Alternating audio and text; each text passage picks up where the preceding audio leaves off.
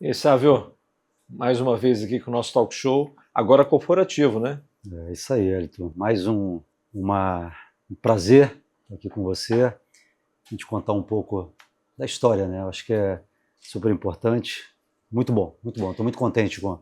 E a gente começa já falando do Espírito Santo, né? Lá de Vila Velha, da sua infância. Conta um pouquinho pra gente esse início de tudo, sabe? Elton, foi assim, o começo de tudo, né? Foi em Cobilândia, né?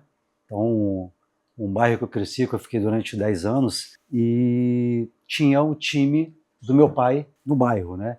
E na verdade é um time muito sensação mesmo, e que disputou vários torneios, a Copa Gazetinha, e era o Fluminensinho, né? Meu pai era torcedor do Fluminense, e ele era tão torcedor que ele criou esse time no bairro, e eu comecei a jogar no Fluminensinho, né? Eu era ali a camisa número 11, minha mãe tinha que costurar a camisa, né? Porque eu era muito pequeno, eu era muito magrinho, e para ficar certinha a camisa. E eu fui jogando. Logo depois eu fui para a Desportiva Ferroviária, que já era um clube federado, onde eu me formei ali na base da Desportiva. E no final de 1987 teve um torneio da Gazetinha Internacional, que foi disputado em Cariacica, no estádio da Desportiva Ferroviária, final, né? Então a gente, na semifinal, eu pela Desportiva Ferroviária, a gente elimina o Flamengo na semifinal, e na final a gente ganha do River Plate da Argentina. Então ali já eu fui um dos melhores jogadores do torneio, e logo depois o Bahia me chamou, e a gente já estava com a viagem marcada para Salvador. E aí nesse meio do caminho, né, ligo o diretor do Flamengo para o meu pai, me convidando para ir para o Rio de Janeiro, e meu pai veio conversar comigo, e é claro que o amor ali, antes pelo Zico, né, que eu sempre falo que eu comecei a ser Zico, depois eu passei a ser Flamengo, falou muito mais alto. Eu já era torcedor, vamos dizer assim, do Flamengo, e optei em ir para o Rio de Janeiro, e aí eu cheguei no Rio com 14 anos. Mas a gente voltando lá ainda à sua infância, quando você falou que costurava sua blusa, então eu já imagino você jogando com os maiores, né? Não é da sua idade. Sim. E já com seus dribles ali iniciou também então a sua parte onde você começou a aprender a driblar, a ser rápido, porque você tinha de alguma forma, você tinha que sair daquelas que não queriam deixar você fazer seus gols ali, por exemplo, né? Como é que foi essa... Que depois nós vamos chegar já no Flamengo, mas até chegar no Flamengo você simplesmente passou por alguns momentos, né, como esses, onde você teve assim, poxa, eu vou fazer isso quando você for profissional, porque você já pensava de alguma forma e eu quero ser jogador, né? Eu acho que essa característica do drible sempre teve dentro, acho que do meu DNA, vamos dizer assim, né? Porque quando eu jogava em Cobilândia, do lado da minha casa tinha um campinho, fora que a gente jogava muito na rua também, naquela época era muito normal, e a característica principal já era o drible. Eu com 8, 9, 10 anos de idade, eu sempre queria driblar. Então eu fui, vamos dizer, a cada momento eu via que o drible realmente era uma característica minha. Perfeito. E eu utilizava como um recurso dentro de campo, e que eu acho que no final de tudo era meu principal recurso, né? E é claro que, consequentemente, a gente vai trabalhando os vários fatores, aí vem o drible com a velocidade, a gente trabalha isso no treinamento, mas tanto no Fluminensinho ali, na rua, ou no time do meu pai, ou na Desportiva Ferroviária, ali as pessoas já viam, não era nem o Sávio, né, era o Savinho, né? Na época, o Savinho, eu acho que como principal característica realmente o drible.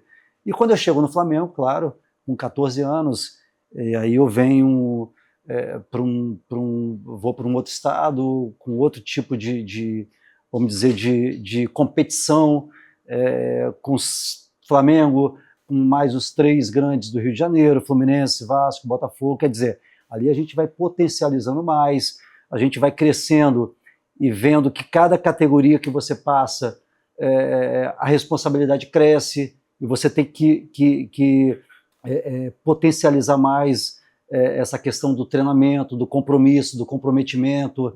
Então você está no time como o Flamengo, nas categorias de base, ali só é uma competição interna gigantesca, né? Porque todos os dias chegavam jogadores diferentes dentro do clube, na concentração, então ali era uma concorrência muito grande.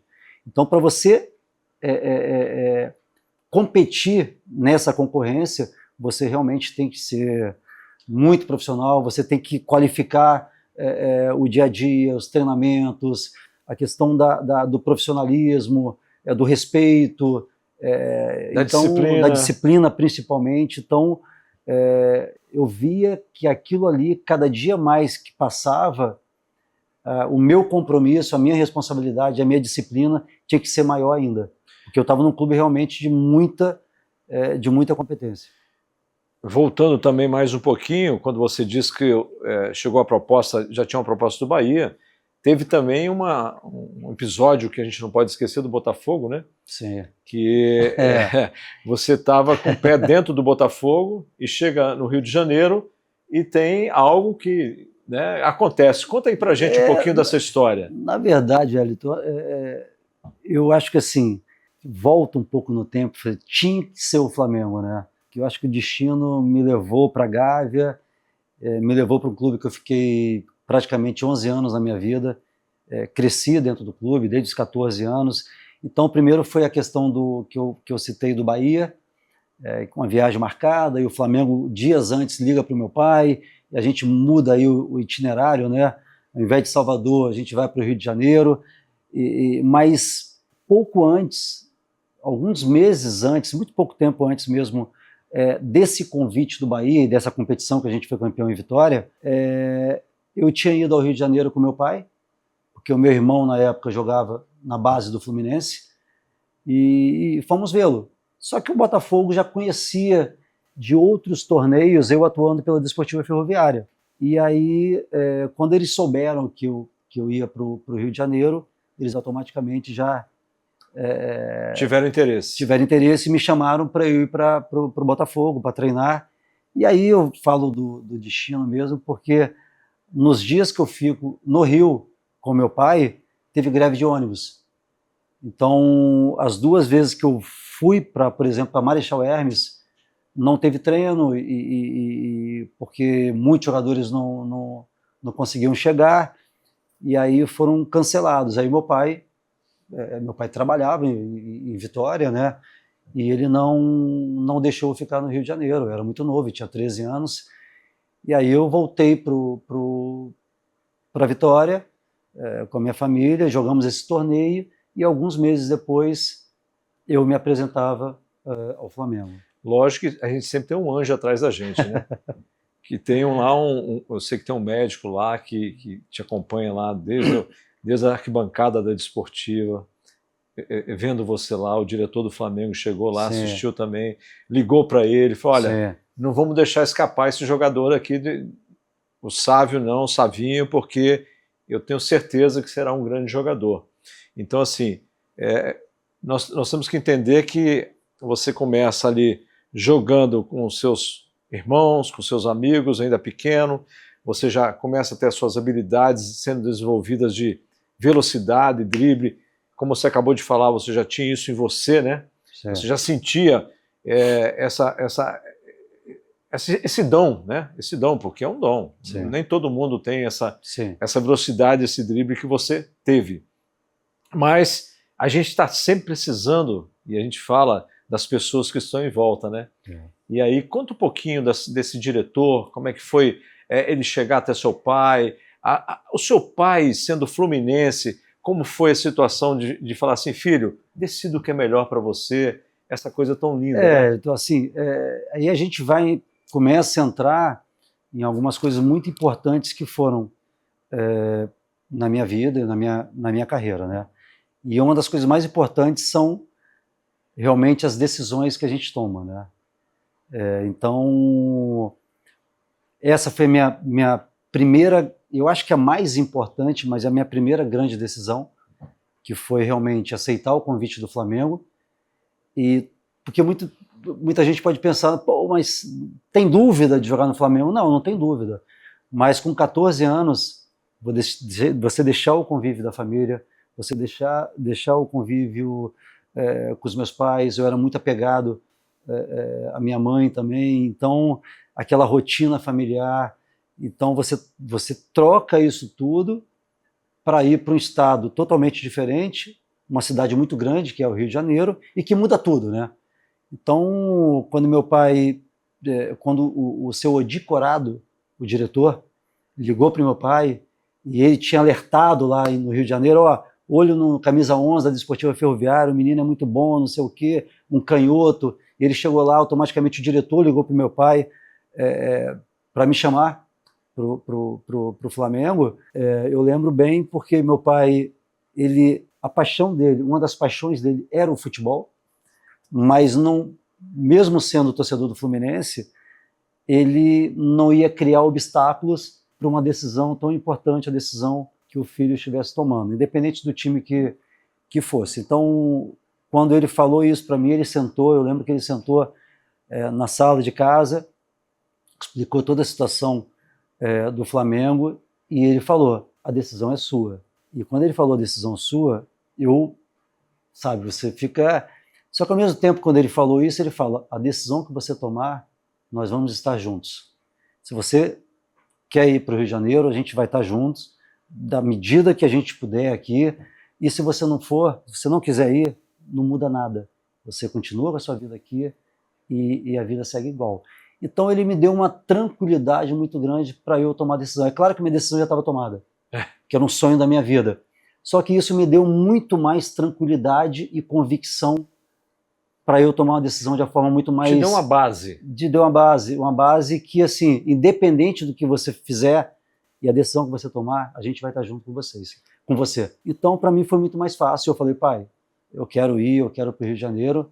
E aí ele completou, né? Meu pai, assim, eu tenho dois ídolos, né? Um ídolo na parte esportiva, que todo mundo sabe, que é o Zico. Eu acho que é um cara de muita inspiração e quando você olhava o futebol, quando eu comecei a entender o futebol, eu acho que o Zico sempre foi uma referência muito grande para mim e o ídolo na vida, que foi meu pai, né? Meu pai, ele me deu tudo, ele me ensinou tudo. E quando eu falo me dar tudo, não é nada material. Ele me deu o suficiente para eu me tornar a pessoa que eu, graças a Deus, sou hoje. Então, meu ídolo me ensinou, me deu tanta coisa assim que eu guardo com muito carinho. Então, essa decisão foi uma decisão difícil, mas ao mesmo tempo fácil pelo que aconteceu. E aí eu tinha um destino lá da minha vida, que era o Rio de Janeiro. E só lembrando, a única coisa que ele me pediu, quando eu tomei essa decisão, ele falou, meu filho, eu não sei o que vai acontecer no Rio de Janeiro, tá? Mas aconteça o que acontecer, eu só vou te pedir uma coisa. Nunca deixe a sua humildade de lado, da sua simplicidade, da onde você veio. Isso eu não vou abrir mão.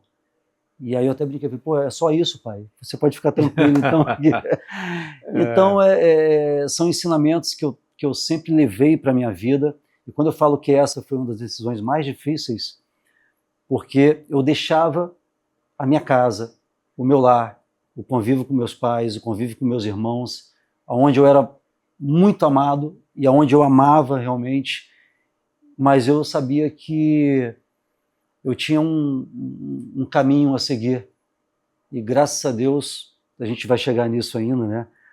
Com a ajuda de tantas pessoas, porque é impossível a gente chegar sozinho, é impossível. E eu sou grato a tantas pessoas que me ajudaram nessa caminhada no Rio de Janeiro, que eu sempre gosto de falar e agradecer a essas pessoas. Perfeito. Então nós estamos falando num tópico assim importantíssimo, que é família. Eu sei o quanto para você a família é importante. E nós temos aí, dentro desse tópico família, desse assunto maravilhoso que é família, falar também que o seu pai também tinha um comércio onde você passou lá um tempo lá aprendendo também a trabalhar, você teve lá ensinamentos de como controlar o seu dinheiro. Começou ali o ensinamento, não foi? Nessa parte que hoje você chega empresarial, eu acho que a raiz de tudo ali foi também ali. Eu sempre fui uma pessoa muito curiosa, assim, eu sempre gostei de aprender, e meu pai era comerciante, então era o comércio dele em Santo Torquato, e eu treinava na Desportiva Ferroviária, ali em Jardim América, que era muito perto, né? E muitas vezes eu ia antes para o mercado, e eu acompanhava, eu via ele trabalhando, eu via ele comprando, né? E aquilo ali, de uma certa forma, sem eu perceber, me ajudou na sequência da minha vida, até durante, quando eu jogava, e potencializou realmente quando eu deixei de jogar. Então, também, né, foi junto a ele que eu comecei essa curiosidade empresarial, que eu, na veia mesmo, né, que eu trago até hoje, assim, nas minhas empresas, no meu dia a dia, nos eventos que eu faço. Então, foi só ensinamento, assim, ensinamento na área familiar, na área esportiva, né, que começou tudo ali no time dele, e também na área dos negócios. Nós vamos voltar lá na frente a falar da família de novo, com certeza. Então a gente vai dar um pulinho agora no Flamengo, né? Você ali no infantil do Flamengo, né? Sim. E aí você chega lá, tem uma pessoa que simplesmente é o ídolo do Zico, o Dida. Dida, grande, onde ele te recebe Dida, com essa característica que você acabou de falar agora, humildade. O Dida é o segundo maior goleador do Flamengo. Só isso. E né? na época, ele era o ídolo do Flamengo. Certo? Então nós estamos falando de alguém que te recebe e abre os braços para você e fala, Sávio, acho que você deve treinar mais isso, você deve se esforçar nisso, o caminho é esse. Conta um pouquinho dessa aproximação com o Dida. É muito importante, assim, o Dida e outros também que foram fundamentais para mim, né? Quando eu chego com 14 anos na Gávea, o treinador era um dos grandes mestres da época de descobrir talentos do Rio de Janeiro, tinha trabalhado muitos anos no Botafogo, e foi para o Flamengo, que era o seu Neca. Era o treinador, e o Dida era auxiliar do Neca. Então, dois caras assim... Dois craques. Que eu comecei a descobrir cada dia quem eram, de verdade, e o dia a dia ali do trabalho que eles exerciam, né? Então, quando eu cheguei no Flamengo com 14 anos, o diretor me apresentou ao Neca, era um senhorzinho, né? E ele me olhou assim, ô, seu Neca, esse é o Sávio, ponta esquerda lá do Espírito Santo. Ele me olhou de cima e embaixo, assim, isso aí joga futebol? Aí eu falei, meu Deus do céu. Eu falei, já começou assim, né? Tipo, eu era muito magrinho e tal, só que aquela pessoa foi uma das pessoas mais importantes dentro do Flamengo para mim. Porque não só ele trabalhava, ele me potencializava todos os dias, ele parava, ele apitava, ele pegava em meu pé, ele ajeitava como bater na bola, ele ficava depois do treino comigo, quer dizer, ele me ensinou tantas coisas, e o Dida também veio como o auxiliar que tinha que estar ali naquele momento, no momento certo. O Dida conversava comigo depois dos jogos, conversava comigo depois dos treinos, eu perguntava a ele, professor, o que eu preciso fazer, o que eu preciso melhorar? Ele era muito alegre, ele, garotinho, ele ficava assim, garotinho, senta aqui, olha, eu acho que você não sei o que e tal. Então, assim, eu tive duas pessoas realmente que me acolheram, não só como treinadores, mas de uma certa forma como pais também, tá? Porque eles cuidavam, e tantas outras pessoas dentro do Flamengo que me ajudaram, assim, que fortaleceram momentos assim, até difíceis dentro do clube. Então, são pessoas que eu tenho um verdadeiro carinho.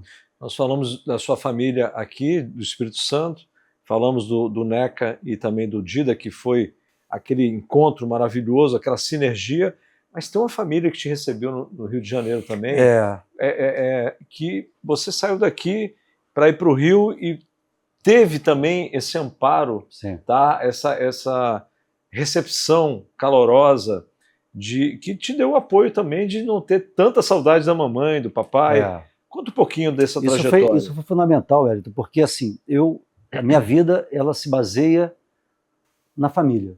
Você me conhece, então eu saio do Espírito Santo com essa base familiar, eu chego no Rio de Janeiro, onde eu não podia, pela idade, morar na concentração do clube, e estava muito difícil eu ficar, porque não tinha lugar. E aí, através de uma família que morava em frente ao meu irmão, em Botafogo, no Rio de Janeiro, que meu irmão jogava no Fluminense, e nós já conhecíamos o filho dessa família, né, o Zé Augusto. Eu chego no Rio e a gente tem essa dificuldade. Então, essa família que me recebeu durante um ano na casa deles como filho, isso realmente foi assim, algo inacreditável. Porque tudo que a dona Adélia e o seu Augusto faziam para o Zé Augusto e para a Paulinha, os filhos, eles faziam para mim também. E olha, era uma família portuguesa de vascaínos. Né? Então, mas assim, aí foi onde eu conheci a minha segunda mãe. Assim, eu falo deles, eu me emociono muito também, porque realmente se não fosse eles, era muito difícil a minha continuidade no Rio de Janeiro, e eles me acolheram com tanto carinho, com tanto amor, com tanta, sabe, paixão, que isso me ajudou muito. Então esse primeiro ano no infantil do Flamengo foi um ano desafiador, que eu comecei a conquistar aos poucos o apoio e até, de certa forma, uma atenção especial da diretoria do Flamengo. Então eu sou muito grato por isso que eles fizeram por mim, e fizeram muita coisa. E depois de um ano dessa convivência com eles, eu já tinha idade de ir para a concentração, e eu passei para a concentração do Flamengo. Mas quanto tempo você ficou, então, nessa família? Um ano. Um ano. Um ano. Que te traz... Que, na verdade, eu nunca saí, né? Que te traz tão boas lembranças, né? Você vê que o tempo não é o senhor da razão, e sim o que acontece, né? A essência do que acontece. Sim. O que aconteceu com você, porque eu tenho certeza que você, família como você quando você chega lá e sai de um treino, poder ir para uma casa e ser amparado assim, é muito importante. Muito né? importante. E você, quando pega e fala assim, pai, mãe, aqui do Espírito Santo, seus pais, eu agora vou poder estar lá com os jogadores do Flamengo, na concentração, você foi morar no estilo República, alguma coisa assim? Era um estilo República, era uma concentração. O Flamengo não tinha, infelizmente, uma estrutura física, né? Não tinha centro de treinamento, não tinha, então eram concentrações em lugares diferentes, né?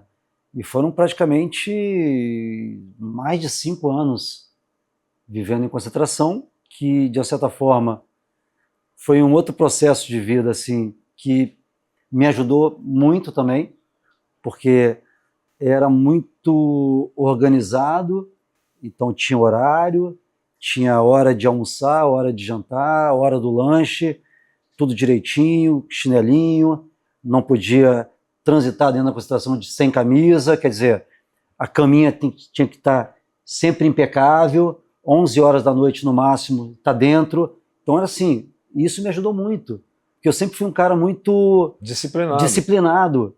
E aquilo ali para mim não foi uma dificuldade. Ao contrário, chancelou o que você queria. Exatamente. Então, e as pessoas também, aí quando eu falo de valorizar as pessoas, esse é um ponto super importante na minha vida, porque eu não cheguei sozinho, jamais. Então, quando eu chego na concentração também, tinha as pessoas que trabalhavam lá dentro, as tias cozinheiras, a tia Sulunga lavanderia. Então, assim, eu lembro que eu sempre fui meio enjoado para comer, né? Eu não comia de tudo. E a tia, quando não tinha uma coisa que eu não gostava, a tia falou: já separei aquele bifinho que você gosta. Sabe, a tia Sulunga, Savinho, ó, a roupa tá lavadinha, já botei na tua cama. Quer dizer, aquelas pessoas eram tão importantes na minha vida porque aquilo ali me ajudava no dia a dia, nos treinamentos, nos jogos. Então é valorizar as pessoas, né? Então, para mim era muito legal isso aí. Você vai caminhando e vai construindo famílias. Sim. É isso que é bacana. Sim. Bom, aí você chega no momento ali de estar já numa parte do Flamengo onde você começa a se destacar, né? Sim. Começa a fazer gols, começa a se destacar e como todo mundo acha que você chega nesse ponto, você já vai para o time principal, já vai ser um goleador, já vai ser famoso, mas chega um ponto que você sente algo, né, durante um treinamento, e eu queria que você falasse um pouquinho, que é muito importante isso, onde você percebe, né, o médico do Flamengo percebe algo em você. Conta um pouquinho do que aconteceu. É importante isso porque eu, como toda a minha vida, eu dividia minha vida em etapas, né, vamos dizer assim. Então, por exemplo, cada categoria que eu avançava, para mim era uma conquista. Então eu saio do infantil para o juvenil. Era um título. Era um título para mim. Opa, que legal. Então agora é o juvenil. E ali você tinha esse foco mesmo? Eu tinha. Eu tinha assim, eu não... Essa meta? Eu tinha uma meta, não sabia se ia dar certo, claro, porque futebol é relativo, mas eu tinha um foco e eu falava para mim mesmo uma coisa, assim, eu falava, o Flamengo chegava, como eu falei, chegava jogadores todos os dias para fazer teste, e eu falava assim, para mim, podem me superar no talento, que é uma coisa normal. Se chega um craque que joga mais do que eu, que vai treinar mais do que eu não posso fazer nada.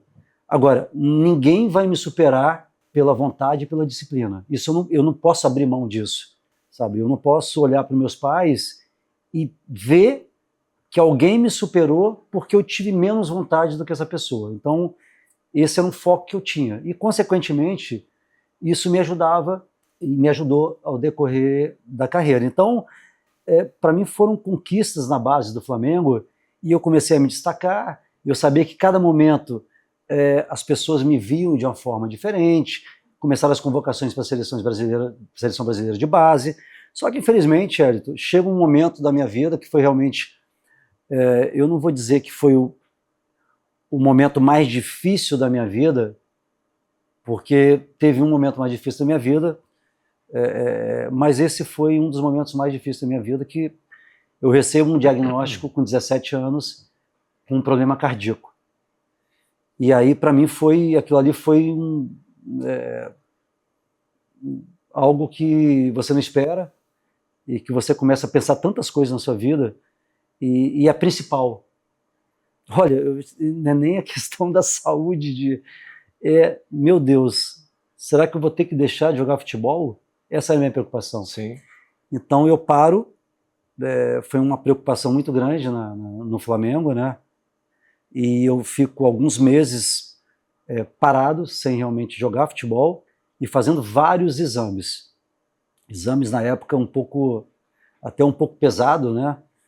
Exames pesados e era uma tensão muito grande, porque não só uma expectativa minha, uma expectativa do clube, não era um problema pequeno, que era um problema cardíaco, e eu imaginava o sofrimento dos meus pais, dos meus irmãos, da minha família. Então, e logo depois de todos os exames diagnósticos, o cardiologista do Flamengo, o Dr. Serafim Borges, ele afirmou que eu poderia sim continuar jogando futebol, e depois disso eu continuei ainda tomando medicamentos durante 2 anos, mas até os 19 anos. Até os 19 anos, mas graças a Deus as coisas foram avançando e esse susto aí realmente tinha ficado para trás. Nós podemos falar que foi uma fase de resiliência na sua vida ali? Onde você teve que... Mas era muito difícil, né? Porque você ali com 17 anos, com uma expectativa tão grande... A mente... Mas foi, porque é aquilo, né?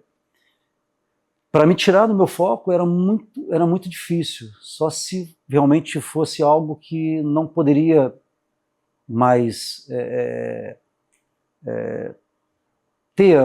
quando eu tinha alguma possibilidade, quando eu tinha alguma esperança, eu ia atrás daquela esperança, assim. E eu sempre fui muito crente a Deus, e juntamente com a minha família, que tinha essa expectativa, a Dona Adélia, pra você ter ideia, ela não desgrudava de mim em nenhum momento. Tem um episódio muito tenso, mas muito engraçado, né? Porque um dos piores exames da época que eu fiz, que eu tinha que me internar para passar por era quase um processo cirúrgico, né, vamos dizer assim.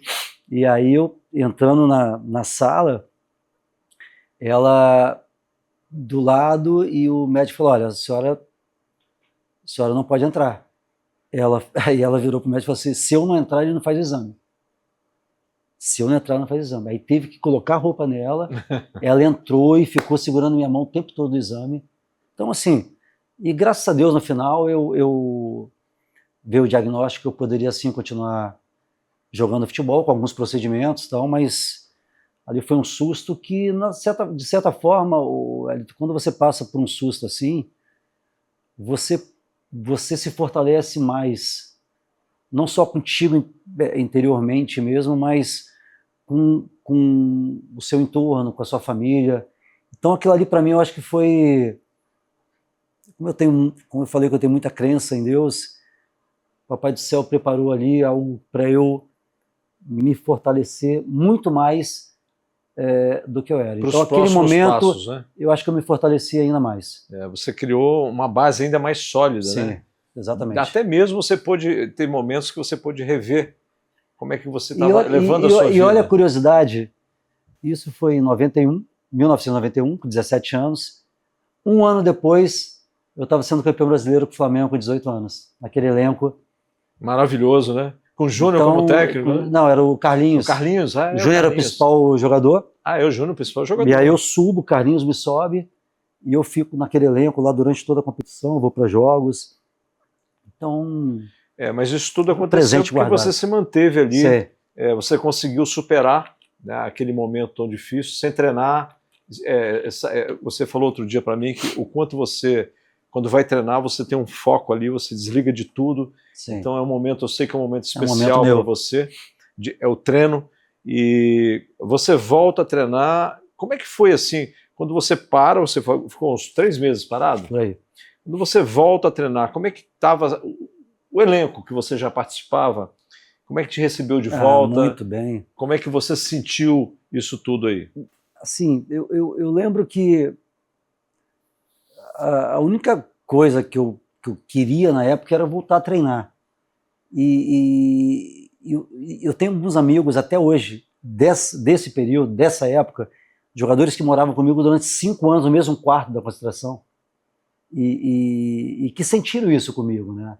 Então, para eles era uma conquista muito grande, porque eu era um companheiro deles, eu era amigo, a gente tinha um grupo, naquela época, um grupo muito forte, a gente foi campeão de tudo, a gente foi campeão até nesse ano, carioca, brasileiro, juvenil.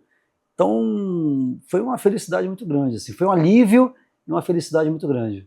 Aí você falou há pouco desse elenco de 92, que foi campeão brasileiro. Quem foi lá te pegar e falar: Sávio, vem aqui e participa né, da equipe, você está dentro desse... Como é que foi essa trajetória? Porque você estava ali ganhando tudo, alguém foi lá te buscar, né? Essa pessoa, nessa época importante, foi o professor Carlinhos. Porque ele já tinha me treinado meses antes, porque o Carlinhos ele volta para a base do Flamengo e ele me treina.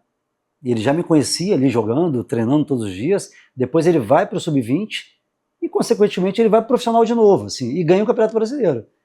Então, desse período que ele estava no juvenil até o profissional de 1 ano, ele chegou e falou: olha, eu quero que suba o Sávio, que eu já conhecia ele do juvenil. Então foi quase uma transição de juvenil para profissional. E eu fui ali, eu participei, e foi uma recepção muito legal, porque tinha jogadores ali fantásticos da época, né, experientes. Tinha o Jumar, o goleiro, o Júnior, o maestro, tinha o Gotardo, o Zinho, que era da minha posição, né, um ponto esquerda da época. Então foram jogadores que me receberam super bem. Me receberam super bem. Ali você teve o primeiro contato com o vestiário repleto de estrelas. Concorda comigo? Você chegou ainda, né, com 18 anos? 18 anos? 18 anos. 18 anos, e aí entra no vestiário e vê aquele monte de craque que você acabou de falar agora, o zagueiro Gotardo, o Júnior, campeão já de tudo, voltando ao Brasil, né, depois da Itália, seleção brasileira. Aí você entra no vestiário, como é que funciona para um jogador, né, quando ele entra no vestiário e vê todos aqueles craques ali? Como é que você se posicionou sobre isso? Eu era muito na minha, né, pacato, e eu respeitava principalmente a hierarquia, né?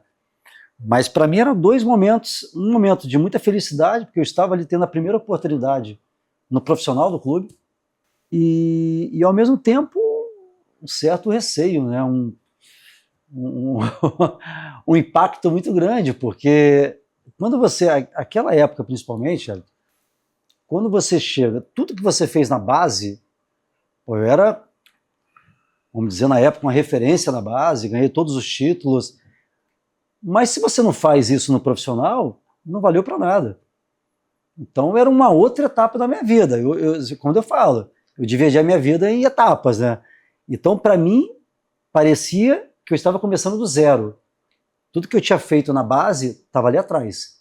Então eu vou buscar o meu espaço dentro do profissional, e foi assim. Então, tive em 92, a gente ganhou o Campeonato Brasileiro, em 93 eu desço para o Sub-20 novamente, e a gente ganha o Campeonato Carioca, eu sou um dos destaques, e logo depois, ali no final de 93, o Júnior Maestro assume como treinador e fala: eu quero o Sávio no profissional. Você jogou com ele em 92, ele viu do seu potencial. E aí eu subo, e aí eu não saio mais. Nós estamos falando de 93. Isso já no final de 93. Então, aí já entrando em 94, você já como titular do Flamengo. Titular do Flamengo. Entro ainda no Campeonato Carioca. Era curioso, porque eu entrava sempre no Campeonato Carioca faltando 20 minutos, 30, porque a torcida me pedia. E aí meia hora eu falava: meu Deus, eu só quero a bola. Eu falava, e a torcida gostava e tal. E aí teve um episódio, teve um Fla-Flu no Maracanã, que se eu não me engano, já 4-1 pro Fluminense. E aí 4-1, se eu não me engano, o Júnior sabe, você vai entrar, faltando meia hora. E quando eu entro, eu falei: cara, que fazer 4-1, né? A primeira bola que eu pego, eu faço a jogada pela esquerda, cruzo, Charles Baiano faz 4-2. A outra bola que eu pego, eu expulso o lateral direito do Fluminense. A outra bola que eu quase gol. E aí a torcida do Flamengo começa a chamar o Júnior de burro. E o Júnior até brinca comigo, fala: pô, a única vez que a torcida me chamou de burro na história, cara, foi por tua causa. Mas aí depois acaba o jogo 4-2, e no dia seguinte, na Gávea, ele fala: Sávio, segurei você aonde pude, para esperar o momento certo e você começar a jogar de titular. Ele falou: próximo jogo você é titular, agora é contigo, não dá para segurar mais, você viu a torcida. Aí eu falei: pô, professor, pode deixar comigo. E aí foi onde eu joguei e nunca mais saí. Então, assim, foram momentos importantes também. O Júnior é um cara muito especial na minha vida. Com assim, certeza. Muito especial. Em 94 a gente dá uma pausa nele no futebol e também começa a falar de família de novo, que você já está construindo com a Suzana, né? Já em 93, né? A gente já volta em 93, onde você já começa a construir com Suzana, né, a sua família. Sim. Fala um pouquinho desse caminho até a sua esposa. Ali eu estava no Sub-20 ainda do Flamengo, né? Isso foi metade de 93, e eu conheço minha namorada, né, a Suzana, ali, e a gente começa a namorar, e eu sempre falo que a Suzana sempre foi a gente brincava, né, mulher balão. Então ela entrou na minha vida e a minha vida deslanchou. Só subiu. Então ali a gente começa a namorar e a gente eu já senti ali, a gente começa a criar uma conexão muito legal, não só de namoro, mas de parceria também. Então, e a gente foi construindo juntos, né? E logo depois eu começo a jogar mesmo no profissional do Flamengo, começo a me destacar, e aí já começa a ficar um pouco mais difícil, né? Porque o Sávio,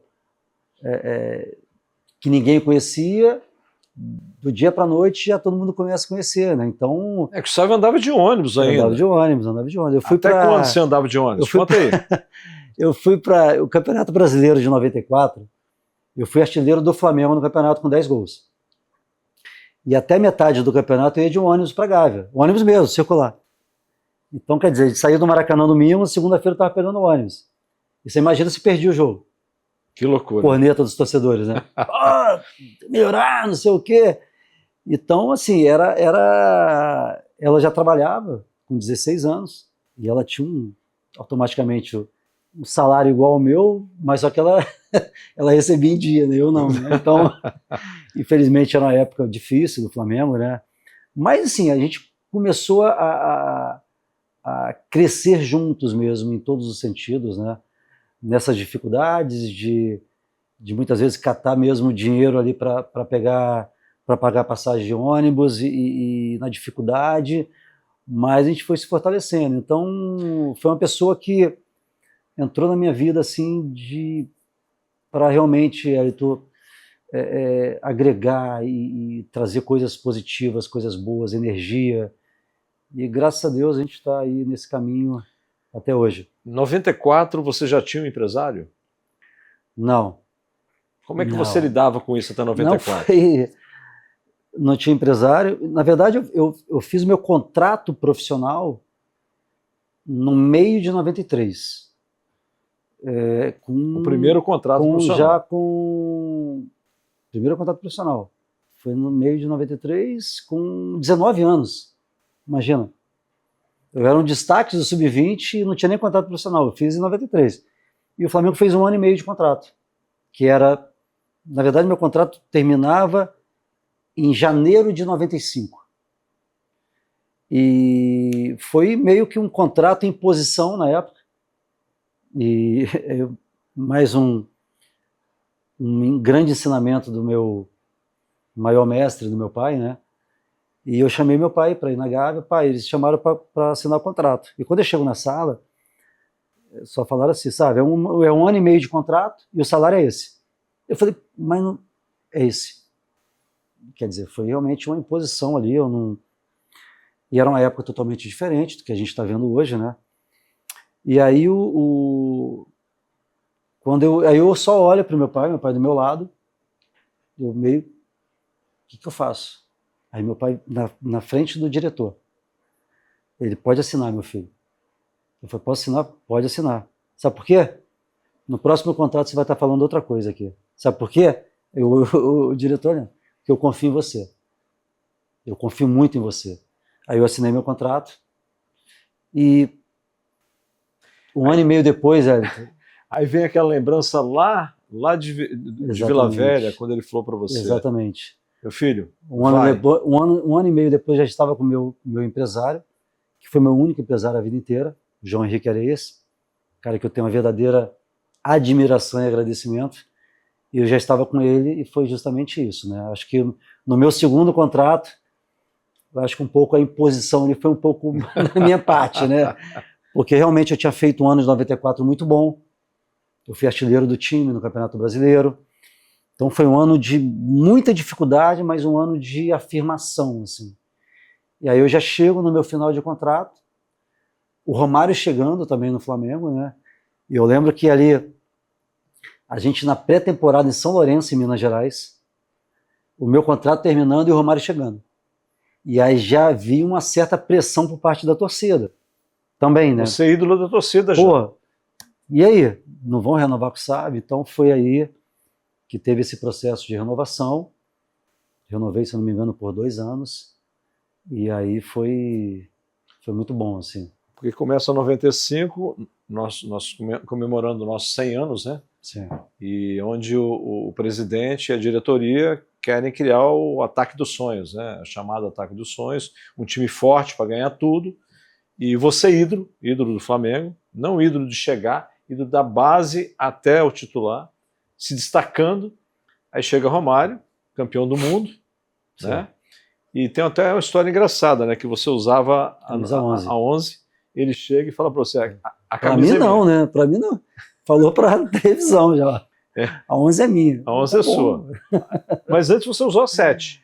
Não, ali eu usava 11. Já usava 11. Isso é outra coisa também. Tá. Depois chegou... Você vê onde eu fui parar com a 10. Né? Sim.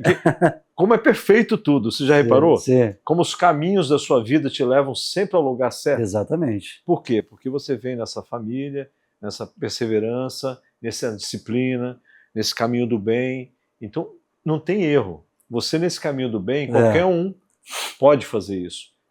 Siga a linha reta, siga o caminho do bem. Não é fácil, né? Nada. Ninguém acha que o que você está contando aqui é fácil. Ao contrário. Você era foco, era trabalho, era ônibus, depois tem o carro, tem o Fiat Uno ainda. Tem várias histórias. Né? A gente precisa falar desse primeiro carro porque, imagina... Tem o Uno, tem o outro lá, o Escort. Você começa a se destacar no Flamengo e andando com a torcida do Flamengo, que nós sabemos que é a maior torcida do Brasil. Sim. E que cobra, que é apaixonada. Então imagina você lá, sendo a grande promessa do Flamengo, já não era mais promessa, já era realidade, porque era promessa lá, porque nós sabemos que naquela época o juvenil não tinha, talvez o sub-20 ainda, lotava o Maracanã para ver a preliminar. Sim, jogar a preliminar. É isso aí, mas o Maracanã lotava antes. Muitos iam para ver a preliminar. Isso aí. E você já era visto por muitos desses milhões de flamenguistas como nosso futuro 10. Né? Inclusive ajudou, acho um pouquinho lá, você com a Suzana também, que o pai dela era flamenguista, e assistia e te via lá. Quando soube que era você, não foi, sabe? Foi. Como é que aconteceu isso aí? Na verdade, foi o amigo do meu sogro, né? Que ele ia para o Maracanã muitas vezes me ver na preliminar, para ver o 10 do sub-20. Seu sogro assim. não ia, não? Não, de vez em quando, né? Mas foi um relato dele, assim. E quando ele contou que a filha, que a Suzana estava namorando comigo, e eu no sub-20, ele falou, esse menino é craque, não sei o quê, eu acompanhei ele no Maracanã nos preliminares, então assim, ele já conhecia. Então era muito legal essa preliminar antes, assim, né? Porque muita gente ia. Mas aí chegando eu renovo meu contrato, e aí o Romário chega, já começa a jogar com a camisa 11, né? E aí eu já tinha uma certa pressão para eu usar 10. E aí eu falo pro presidente, o Kleber Leite, falei, presidente, posso usar 7? Aí eu passei a usar a camisa número 7. Só que 2 meses depois chega quem? Edmundo. Aí pega 7. eu até brinquei, né? Só não vale o Zico voltar a jogar, que, quando eu comecei a jogar com a 10, falei, se o Zico voltar, ferrou. E aí foi depois dessa questão da chegada do Edmundo que eu começo... aí o Flamengo falou, não, agora você tem que usar. Quem jogava com a 10 antes de você era o Nélio. Era o Nélio, acho que era o Nélio. Eu acho que era o Nélio, que era o 10. Isso. E aí eu começo a jogar com a camisa 10 e fico... Aquela camisa 10 coube bem em você, não coube? Quando você colocou ela, você lembrou do seu ídolo, do Zico? Eu lembrei, claro. Nossa. Aí veio a pressão não, veio a motivação de jogar ainda mais, né? Muita gente fala para mim assim, mas não foi uma pressão? Eu falei, olha, eu nunca senti a pressão de usar a camisa 10. Para mim era uma motivação, assim, era um orgulho enorme. Que eu estava vestindo a camisa 10 no meu grande ídolo, que anos atrás eu via pela televisão no Espírito Santo. Então, para mim, era um motivo de orgulho. Mas eu vou ser bem sincero, Hélio. Eu sabia que eu estava usando a camisa número 10, mas quando eu entrava em campo, eu me mentalizava, eu estou sem número, não tem. Então, foco. Para mim foi o foco e foi uma coisa muito, muito natural. Muito natural, assim. Mas foi demais. Aí veio um ano 96 mágico, né? Sim. Lindo, né? Conta um pouquinho desse ano de 96. Eu vou só completar o 95, a gente fala tanto de a gente está falando muito dessa questão de família, de grupo, da importância que é realmente o espírito de equipe, o espírito de grupo, como é forte isso. E a gente fala isso não só no esporte, no futebol, que a gente propriamente está falando, mas em todas as áreas, né? Da área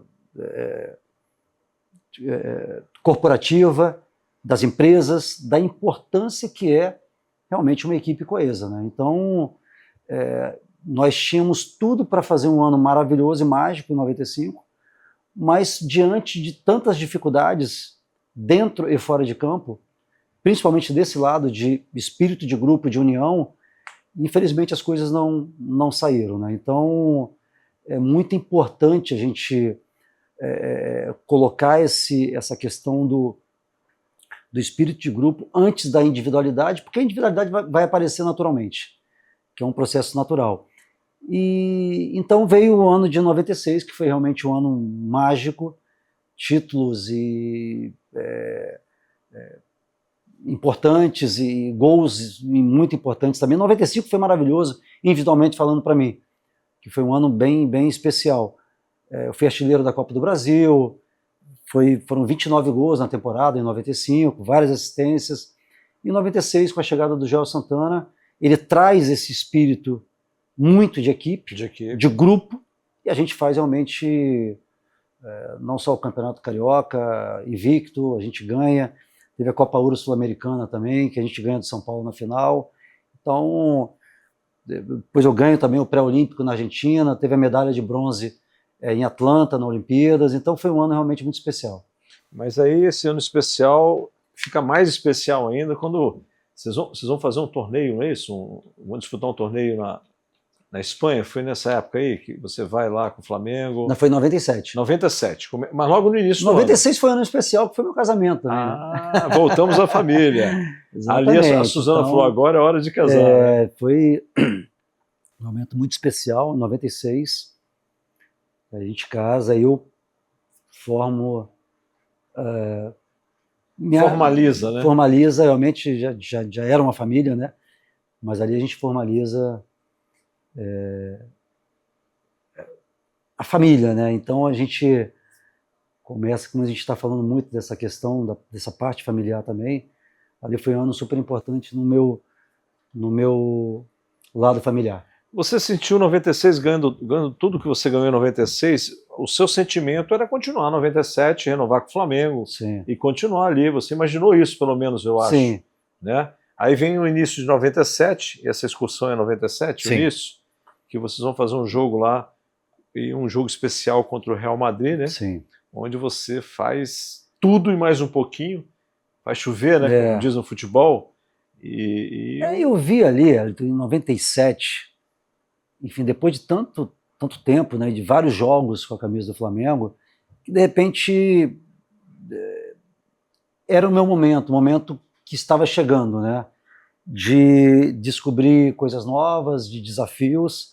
Minha vida sempre foi feita de desafios e essa não era diferente. Teve esses jogos na Espanha, então a gente enfrenta o Real Madrid, que na época era o atual campeão espanhol, e aí a gente faz um jogo inesquecível, eu faço um jogo individualmente falando maravilhoso, 3-0 no Real Madrid dentro da Espanha, e ali eu acho que o Real Madrid já me conhecia um pouco, mas ali realmente eu deixei um cartão de visitas, né? Então, e logo depois, na sequência, a gente disputa o Troféu Naranja em Valência, e a gente joga contra o Valência, a gente ganha dentro de Mestalla 3-1, e eu faço o hat-trick, eu faço os 3 gols.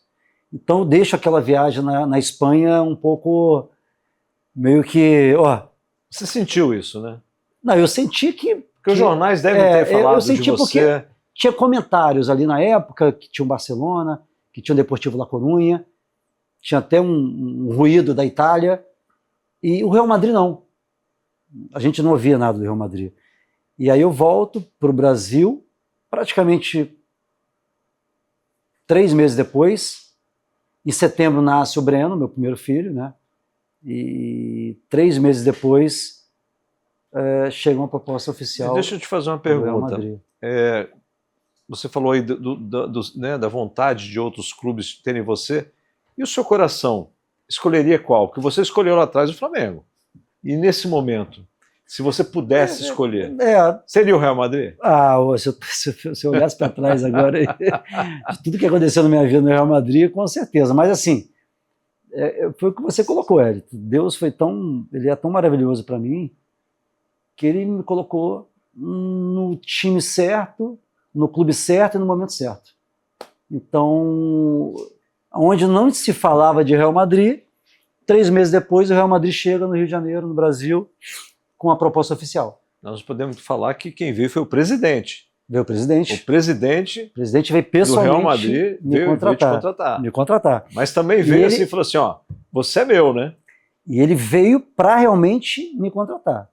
Tanto que avançou a negociação com o Flamengo, já estava praticamente certo, tinha alguns detalhes no meu contrato, e ali todo mundo viu que era bom para mim, foi bom para o Real Madrid, graças a Deus, e era bom para o Flamengo também. Então chegava um momento ali, depois de 261 jogos com a camisa do Flamengo, era o momento de buscar novos desafios, né?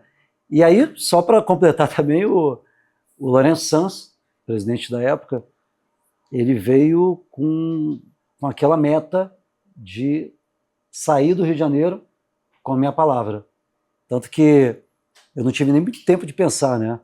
Eu lembro que eu estava em casa, a Suzana já com o Breno, meu filho, amamentando, e eu lembro que o João Henrique me ligou, ele falou, sabe, o presidente está indo para o aeroporto daqui a pouco, ele quer sua palavra agora. E eu lembro que eu olhei para a Suzana, ela amamentando, né? Eu falei, amor, o presidente do Real Madrid quer minha resposta agora. E eu fiquei nervoso, né? Porque ali, então assim, por mais que é um clube como o Real Madrid, poxa, a gente deixa para trás 11 anos de história, né? Então, Flamengo é minha vida, eu amo o Flamengo, eu sempre falo isso. Foi o clube que me recebeu, que me deu tanta coisa, então eu tenho uma verdadeira paixão, assim. Até mesmo que você tinha novas metas, você podia ganhar mais títulos ainda. Isso aí, mas assim, e aí eu falei para ela, eu preciso tomar decisão agora, porque eu preciso ir para o hotel onde eles estão para assinar contrato. E o presidente está saindo daqui a pouco. Já que o seu empresário. E se eu não der o ok, ele vai partir para um segundo plano. Então, aí ela lembra que ela me olhou e falou, o que você quer? Eu falei, eu quero ir, eu acho que é um novo desafio na minha vida, jogar no Real Madrid, na Europa. E aí ela virou assim, então já está decidido. Já está decidido. Vai assinar seu contrato e acabou. Estamos juntos. E foi minha segunda grande decisão, né? Então, ir para a Europa, que são decisões, né? A vida é feita de decisão também, então a gente tem que estar preparado para quando chega um momento, a gente decidir certo. E de uma maneira, na verdade, certo ou errado é muito relativo, mas de uma maneira convicta e serena, né? E aí eu vou para a Europa e... O sentimento que eu tenho é que você já estava preparado para isso tudo. Já. Para essa etapa, você não precisava se preparar. Teve um momento de pensar, porque é normal, se você é responsável, quis conversar com sua esposa, uma nova vida, um novo desafio, fora de tudo, lembrando de Vila Velha, da família, ia ficar um pouquinho mais longe ainda. Sim. Né? Tudo que você já estava enraizado no Rio de Janeiro, você ia já deixar também para trás, era mais uma bagagem que você ia levar junto, mas eu acho que você estava totalmente preparado já, é só você acompanhar a sua carreira para chegar nesse momento. E aí vem... Eu estava preparado, Hélito, mas assim, quando você chega, é difícil, né? Porque é um outro país, é um outro ambiente, é uma outra cultura. Outra língua. É uma outra língua. Mas, como eu falei, é desafio, né? E eu estava preparado para novos desafios, assim. E você chega no segundo vestiário, agora, do Real Madrid, lotado de estrelas também. Quem eram essas estrelas que estavam lá, hein? Roberto Carlos. Quando eu chego lá, primeira semana eu chamei o Roberto, que é meu amigo, Eu falei, Roberto, por que o Real Madrid me contratou? Assim mesmo. Ele falou, pô, cara, olha só esse vestiário aí, cara. Como que eu vou jogar aqui? Ele falou, meu, falou assim, se vira. Se vira. Conheço você, vai e busque seu espaço. E o Roberto toda hora me incentivava, sabe? Pô, às vezes eu dava, pô, cara, e pegava, dava a bola e falou, cara, eu vou te dar a bola, não quero de volta, não. Vai, Parte você. ele me incentivava a fazer o meu jogo. Ele, teve outro também, o Fernando Redondo, argentino. Ele falava, sabe, vou te dar a bola e vai. Então, é muito legal, e me passaram muita confiança.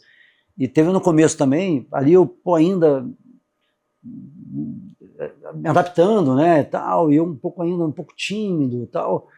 E aí teve um dia que ele me parou no jogo e falou assim, o que você está fazendo, cara? Eu falei, pega a bola e vai dentro, cara, faz o seu jogo, me deu um esporro, né? No seu, sabe, faz o que eu estou te falando. Assim você vai ganhar o Santiago Bernabéu, vai o que eu estou te falando.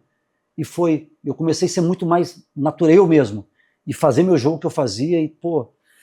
Você se soltou. Me soltei e, poxa, Elton, eu às vezes, eu já dei entrevista falando, porque as pessoas falavam muito a minha conexão com o Bernabéu e tal. Muitas vezes eu falei, pô, o que eu fiz para merecer tanto carinho do Santiago Bernabéu? E muita gente fala, sabe, você foi autêntico, você foi... Perfeito. Sabe o que você... E o Bernabéu gosta disso, assim, sabe? Então foi uma conexão muito legal, assim. Então, essa primeira temporada foi super importante, porque eu chego em um clube que estava 32 anos sem ganhar a Liga dos Campeões da Europa. Ninguém imagina hoje o Real Madrid 32 anos sem ganhar a Champions, né? E era uma pressão muito grande. Então a gente ia passando de fase, parecia que aquela pressão inflava, né? E aí a gente quebra esse tabu dos 32 anos. Mas eu vou dar uma passagem super importante, Elton, que a gente estava falando um pouco do que não aconteceu em 95, tá? E o que me ensinou nessa primeira temporada em 98, 32 anos sem ganhar dos campeões. A gente tinha um dos grandes capitães, eu acho que para mim o maior líder que eu tive no futebol, que foi o Fernando Hierro, zagueiro, seleção espanhola, e os grandes caras, cara fantástico, para ver com tantas estrelas naquele elenco, devia ter 25 no elenco, 22 eram de seleção, de seus países. Era uma força muito grande de grupo. E aí teve uma passagem na semifinal da Champions em 97, 98, nós vencemos o Borussia Dortmund em Madrid, 2-0, e o jogo de volta era em Dortmund. 0-0, passamos a final. E a final era contra a Juventus, do Zidane. E aí no vestiário, todo mundo lá comemorando e tal, e aí acho que na época alguém da UEFA botou uma caixa de champanhe pra gente comemorar. E aí eu lembro que o Fernando Hierro chegou e viu aquilo e pegou a caixa de champanhe e botou para fora do vestiário. E bateu a porta. E todo mundo ficou olhando e falou, a gente está comemorando o quê? Então, meio não acabou nada. Se nós não ganharmos a final em Amsterdã, vão ser 33 anos. E para a gente não vai adiantar nada. Então, foco, e gritando, né, para a galera, foco, e depois de Amsterdã, a gente vai ver. Então, nós estamos falando de espírito de equipe e de liderança. Então, assim, ali eu aprendi um espírito de grupo muito forte, um espírito de liderança, principalmente, que tinha um Hierro e tinha um Sanchís também, o outro capitão. Então, ali eu realmente comecei a aprender cada vez mais essa relação de espírito de grupo, espírito de liderança e comprometimento, principalmente, com a entidade. E o respeito que esses jogadores tinham pelo clube e pela torcida. Então, assim, ali foi na verdade, uma aula que eu aprendi ali. E olha, não sei se foi por isso, pode ter ajudado.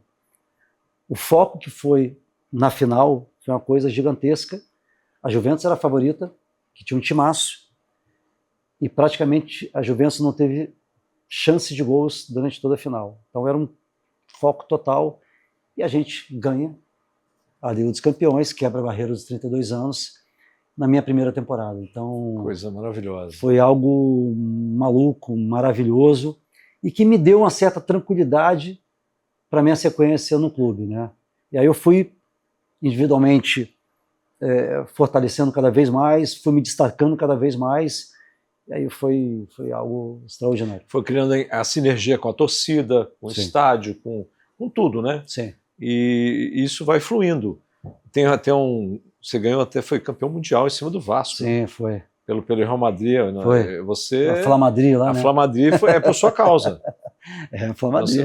Nós criamos uma torcida no Brasil por sua causa. Eu tenho a camisa até hoje lá em casa. Me presentearam. E ai de você não ter ganho. Meu Deus do céu. Né? Então, assim... Aquele jogo lá foi a maior pressão que eu tive na minha vida. Eu joguei pela torcida do Real Madrid e do Flamengo. Né? Perfeito. E nós ganhamos, não deixamos o Vasco ser campeão lá. Foi perfeito. Ali todo mundo virou Flamengo e Real Madrid como segunda opção, tá? Mas eu tinha um independente do Vasco, que muito... Claro, eu passo minha vida inteira jogando contra o Vasco, pelo Flamengo e tal, e um ano depois eu vou para o Real Madrid e jogo a final contra o Vasco, né? Mas independente... Que era um timaço também. Um timaço. Eu tinha um grande sonho de ser campeão no mundo, assim. Eu lembro que eu era pequeno, eu vi o Zico levantando o troféu em Tóquio, em 81, e eu ficava ali, aquele menino ali de Vila Velha, eu falava, caramba, será que um dia... Aquela fantasia, né? Aquele sonho. Aquele sonho, e eu estava muito feliz por ter realizado aquele sonho. E o mais importante, eu tive a oportunidade de falar isso numa entrevista depois do jogo e dedicar ao meu pai esse título. Perfeito. Foi muito legal. Então você vê como é que voltamos à família de novo, né? Sempre. E imagina o seu pai, sua mãe, seus irmãos. Orgulhosos. A sua família do Rio que te acolheu, os seus colegas de quarto, os seus 5 que moraram com você dentro daquela concentração.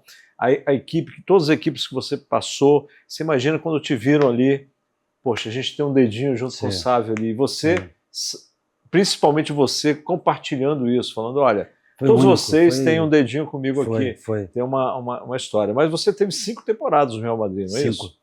5 temporadas, e a gente pode destacar assim uns 4 momentos que você pudesse destacar agora pra gente. Vamos lá, o primeiro momento dessas 5 temporadas, você acabou de falar. Primeiro foi a Liga dos Campeões depois de 32 anos. Foi loucura. O Mundial de Clubes, que era um sonho. Sim. Teve as 2 outras Ligas dos Campeões, né? São 3, né? Foi de 2000. A de 2000 foi muito especial para mim, porque eu tive uma participação muito, muito direta de gols e assistências importantes. Assistência na semifinal contra o Bayern, que nos deu a classificação, um gol da Anelka de cabeça. Um cruzamento seu, né? De direita, que era raro, né? E assistência na final, que praticamente sentenciou a final contra o Valência em Paris, para o gol do Raul. Então essa Liga dos Campeões foi muito especial. Esse momento teve engraçado, eu fiquei 5 temporadas no Real Madrid e ganhei 3 Ligas dos Campeões da Europa, 3 Champions e 1 campeonato espanhol só. E um campeonato mundial. O campeonato mundial e 1 campeonato espanhol em 5 anos. E esse campeonato espanhol foi muito legal também, porque eu tinha na minha terceira temporada eu falei, eu preciso ganhar um campeonato espanhol, preciso ganhar, e a gente fez um campeonato impecável. A linha de ataque era o Figo pela direita, eu pela esquerda, com Raul e Morientes, e a gente fez um campeonato realmente muito bom. Então a última Liga dos Campeões, que foi praticamente a minha despedida, né, daquele golaço do Zidane, então foram momentos, eu acho que as 3 Ligas dos Campeões, o Mundial e o Campeonato Espanhol, foram momentos especiais. Mas tem um momento onde a torcida, você vai lembrar agora, a torcida grita seu nome, canta seu nome. Conta um pouquinho dessa história, como é que foi esse jogo? Os especiais nos títulos foram esses, né? Mas teve um momento muito, muito especial mesmo, que me marcou, E ali eu vi que eu tinha uma responsabilidade ainda maior. E eu queria dedicar isso à torcida. Assim. Eu perdi um pênalti em La Coruña, contra o Deportivo La Coruña, do Mauro Silva. Timaço, né? Mazinho. Do Mazinho, do Rivaldo. Bebeto jogava, certo? Não, o Bebeto tinha saído já. E no final do jogo, eu perdi o pênalti. Com o pênalti perdido, a gente empatou o jogo e o La Coruña passou a ser líder. E eu fiquei muito mal, né? Eu passei uma semana assim, pensando que a torcida ia pensar de mim. Se cobrou, né? Foi muito ruim, assim. E aí no jogo seguinte, no Santiago Bernabéu, eu estava na reserva, e eu entro no intervalo, aí o jogo termina, o primeiro tempo termina 0-0. Eu lembro desse jogo que foi contra o Sport Gijón. E aí quando termina o primeiro tempo, o Bernabéu todo levanta e começa a gritar meu nome. Aquilo ali eu falei, não é possível, eu perdi um pênalti no último jogo. E começa a gritar meu nome, eu falei, não acredito. Aí o Jupp Heynckes, o treinador, falou, sabe, você vai entrar. E eu falei, cara, aquilo ali me deu tanta motivação, Elton, assim, eu queria dar tanta coisa ali, e a primeira bola que eu pego eu faço gol. E aí foi realmente, ali foi a conexão realmente com o torcedor, foi algo incrível, assim, foi um momento único que eu nem imaginava que fosse acontecer, depois de perder um pênalti. E ali realmente eu acho que deslanchou ali a minha conexão com o estádio. Virou uma sinergia só, né? Foi, graças a Deus. Mas aí vem a quinta temporada, o Zidane chega também durante a quinta temporada, o Zidane chega, não é isso? Isso, na última temporada. Que ia jogar mais ou menos ali do seu lado ali. Onde você enxerga que você podia continuar ali, não podia, no Real Madrid? Eu fiquei aí no ano, né? Foi o ano do gol, do título. Sim. E eu era uma espécie ali naquele ano de camisa 12º jogador, mas eu nunca quis ser 12º jogador. Mas nós estamos falando 12º jogador do Real Madrid. Não, tudo bem. Não é qualquer coisa. Tudo bem, não, foi muito especial. Mas eu entendo. Só que eu queria mais, assim, eu não me contentava com ser nenhuma temporada o 12º jogador, mesmo que se fosse o Real Madrid. Então eu fui para o... Você se abre, né, para novos... Eu fui para o Campeonato Francês, fui para o Bordeaux. Na época foi uma grande contratação do clube, né, uma expectativa muito grande. Foi uma ótima temporada. A gente por pouco não ganha o Campeonato Francês e a Copa da França. Mas eu vi ali que era o momento de voltar para o futebol espanhol. Assim, eu queria voltar para o futebol espanhol, e foi quando eu tive um dos maiores desafios da minha carreira, que foi a chegada no Zaragoza. Então, o time recém-subido da segunda divisão, fez algumas contratações pontuais, eu era uma, e aí a gente formou realmente, aí vem um pouco do que a gente estava falando, do espírito de grupo, de companheirismo, de força, de união. De liderança. De liderança que tem que ter, falando num conceito global mesmo, né? De várias áreas, porque senão não vai fluir. E foi a minha chegada no Zaragoza, que eu passo 3 anos, 3 temporadas, ganhando 2 títulos, 3 temporadas e 3 finais. Quer dizer, você chegar a uma final com o Real Madrid já é uma realidade, né? Com o Zaragoza não. Então a gente faz um elenco, a gente faz um período ali que a gente cria uma história muito grande dentro do clube. E na minha primeira temporada, a gente chega na final da Copa do Rei da Espanha, contra quem? Contra o Real Madrid, né? Contra os Galácticos já, na época o Real Madrid. E aí, Elton, eu jogo a final mais difícil da minha vida, assim. Essa final era uma final que não tinha, vamos dizer, expectativa nenhuma por uma vitória do Zaragoza. A gente sentia isso. Tanto que a gente ganha e não teve nenhum jantar de comemoração no hotel. A diretoria não estava preparada. Nem o clube esperava. Então, mas ali foi realmente o jogo de maior superação que eu vejo em um time de futebol, que eu presenciei. Tá? Porque a gente joga contra um time que era quase imbatível, com 15 minutos de jogo, o Beckham faz um gol de falta, e logo no lance seguinte o jogador nosso é expulso. E aí você pensa, e meio a meio o estádio, tá? O jogo foi no Estádio Olímpico de Montjuïc, Barcelona, jogo único, né? E aí o estádio dividido, né? Zaragoza e Real Madrid. E quando o Cani foi expulso, eu olhei e falei, meu Deus, 1-0 com 20 minutos, um jogador a menos, ou a gente se abate, destrói, toma uma goleada, ou a gente vai ter que fazer alguma coisa. E foi aí nesse momento com os principais líderes do time, né, reuni rápido ali e falei, olha, aqui agora a gente vai ter que jogar em dobro. Cada um vai correr mais pelo Cani, isso o grupo ali falando, e vamos tirar forças da onde a gente não tem mais. E foi muito legal, porque quando o Real Madrid faz o gol, acontece isso, quando vai começar o jogo de novo, a torcida do Zaragoza levanta e começa a cantar. Não foi do Real Madrid, foi do Zaragoza. E aquilo ali deu Acreditou em vocês. Acreditou. E aí a gente acaba o primeiro tempo 2-1 pra gente. A gente vira o jogo.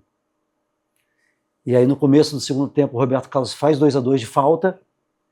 E aí a gente leva e a gente ganha o jogo na prorrogação 3-2. Então, assim, que título, hein? Foi uma das coisas mais surreais que eu vi assim num time. E a gente entra para a história praticamente, né?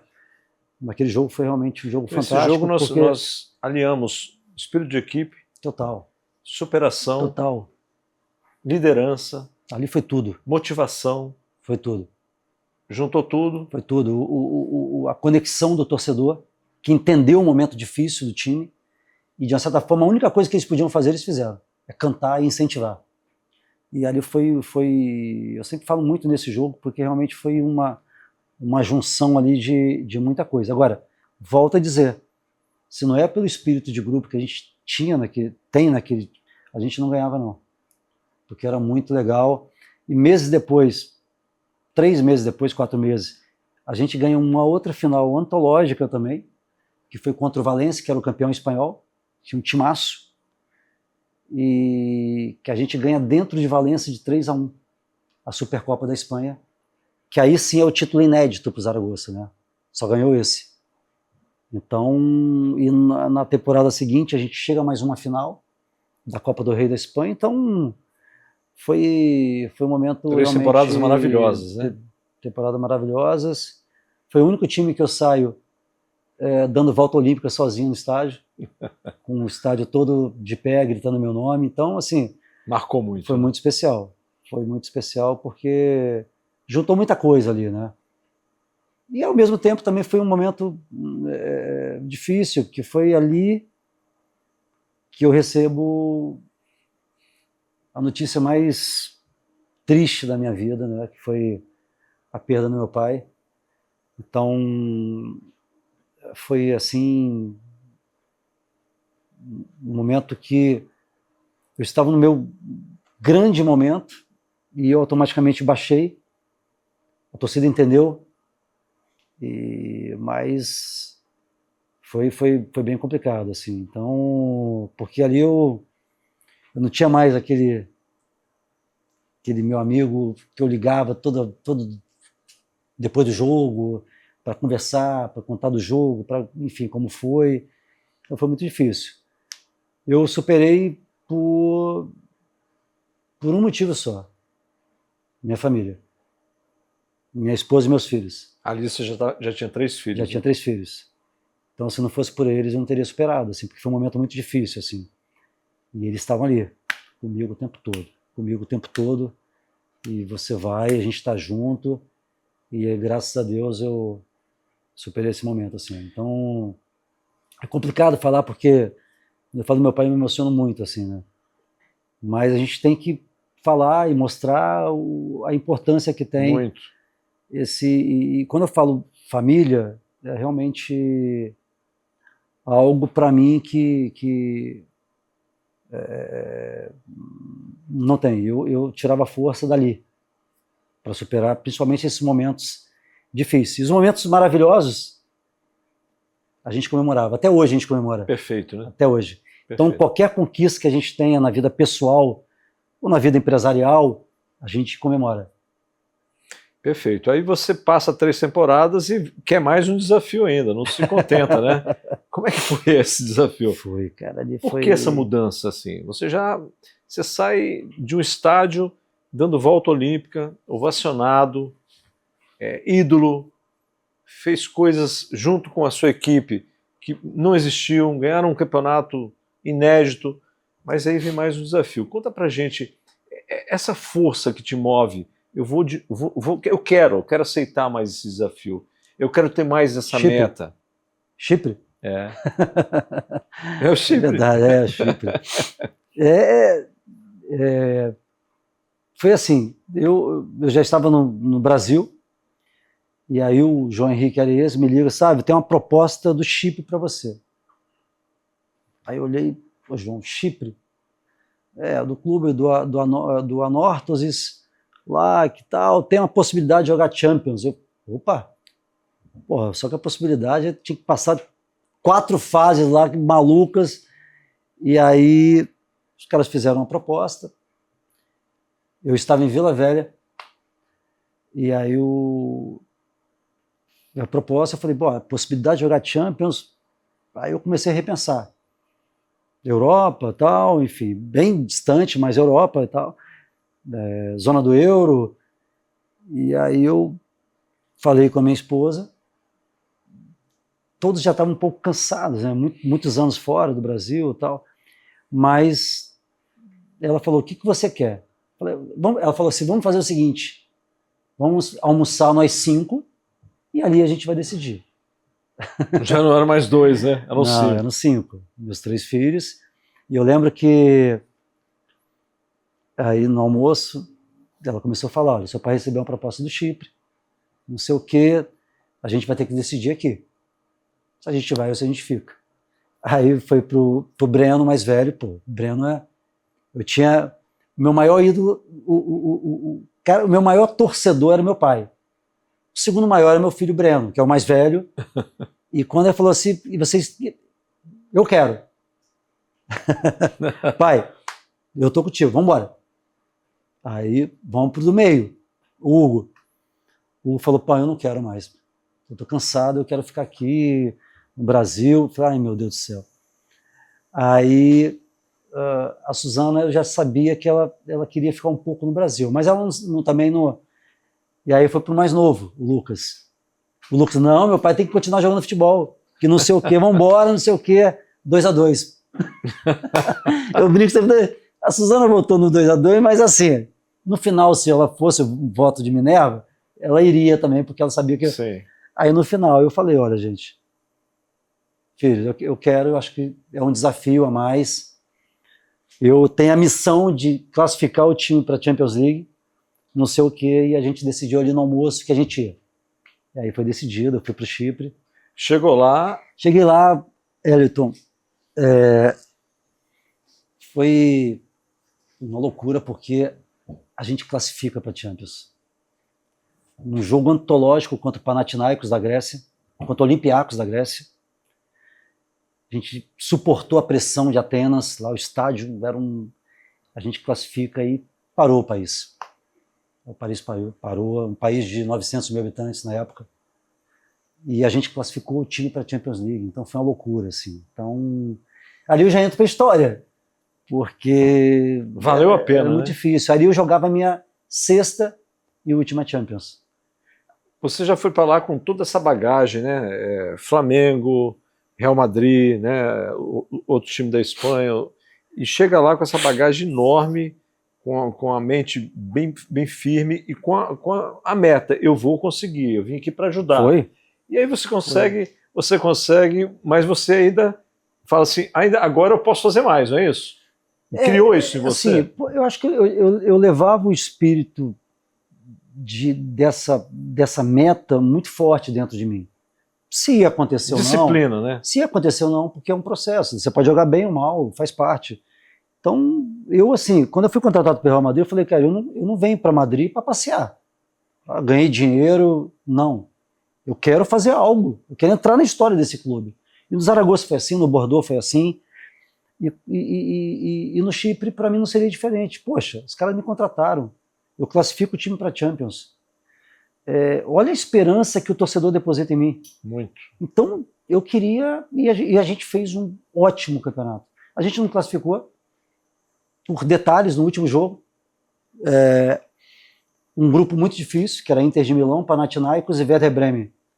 Werder Bremen do Naldo, do Diego, do Timaço, do Ozil, sabe? Então, e a gente chega na última rodada com esperança ainda de classificar. Então foi algo...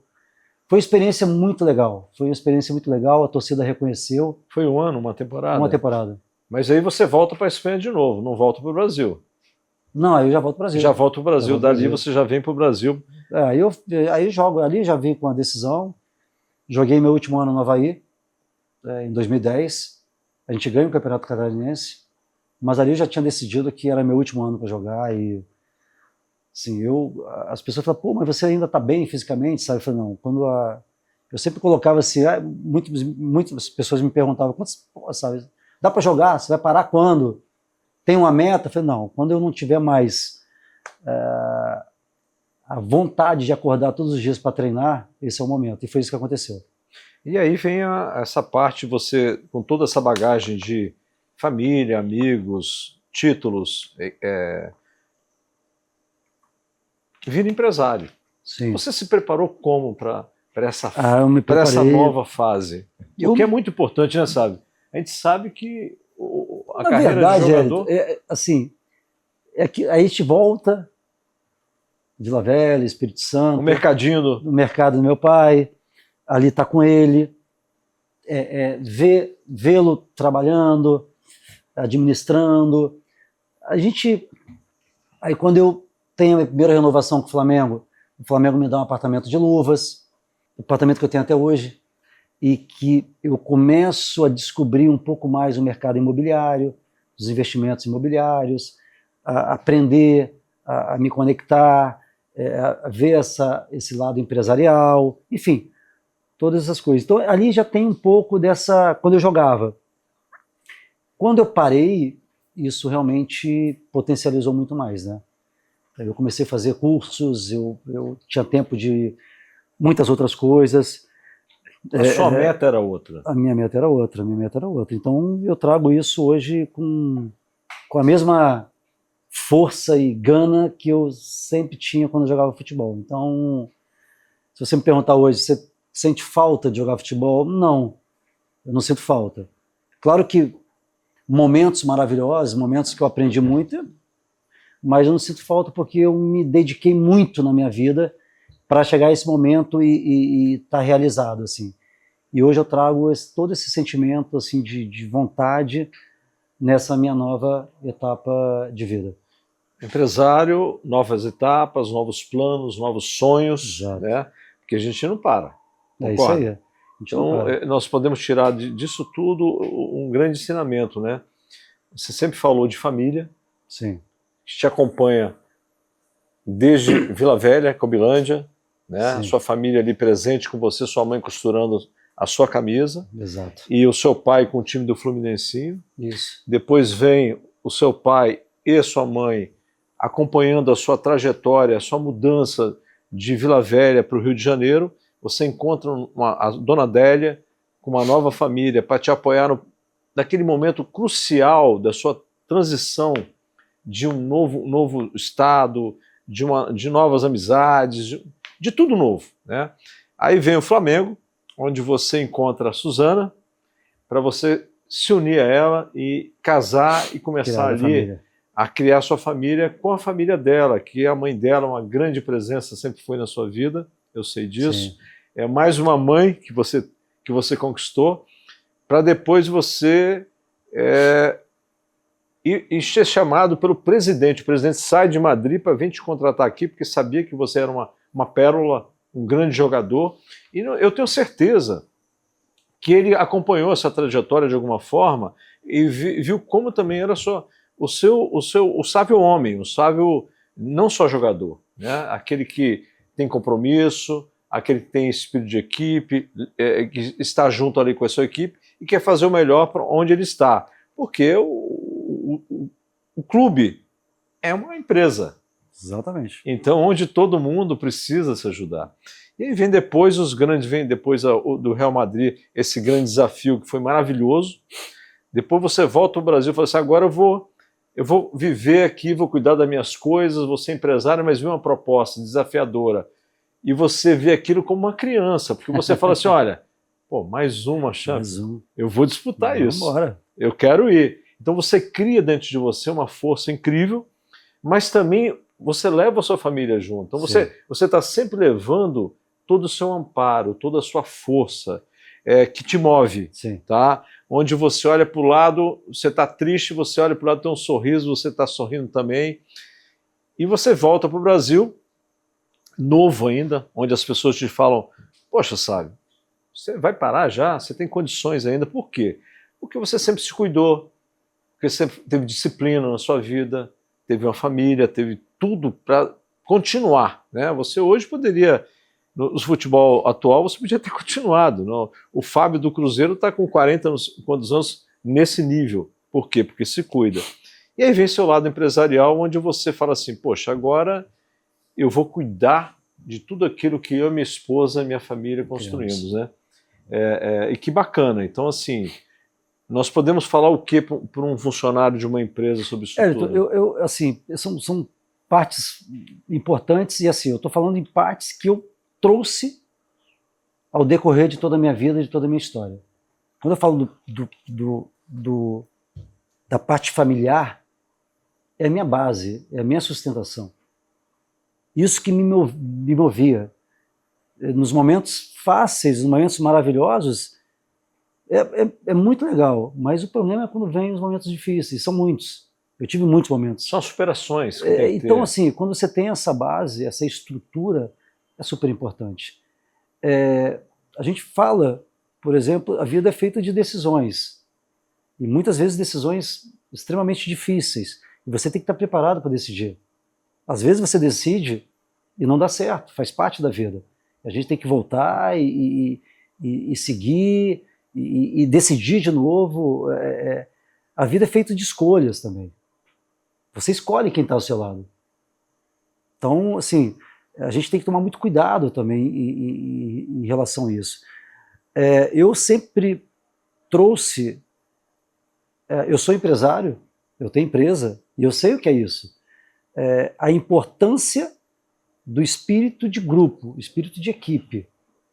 Como é importante uma equipe coesa, unida, no desenvolvimento de um time de futebol, ou um time de vôlei, um time de basquete, ou dentro de uma empresa.